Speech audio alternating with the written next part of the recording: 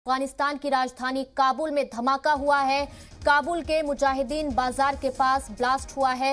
Report के मुताबिक तालिबान की गाड़ियों को निशाना बनाया गया है। धमाके के बाद गोलियों की आवाज भी सुनी गई है।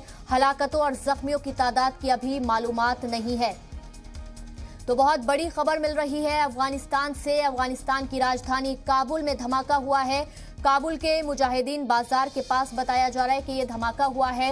रिपोर्ट के मुताबिक तालिबान की गाड़ियों को निशाना बनाया गया था।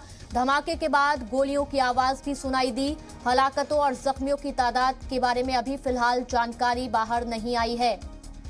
तो अफगानिस्तान एक बार फिर से धमाके से दहल उठा है। इससे पहले भी कई बार अफगानिस्तान में धमाके किए गए हैं और आज काबुल के मुजाहिदीन बाजार के पास ब्लास्ट हुआ है। इस वक्त की बड़ी खबर आपको बता रहे हैं। अफगानिस्तान की राजधानी काबुल में ये धमाका हुआ है। रिपोर्ट के मुताबिक तालिबान की गाड़ियों को इस धमाके में निशाना बनाया गया था।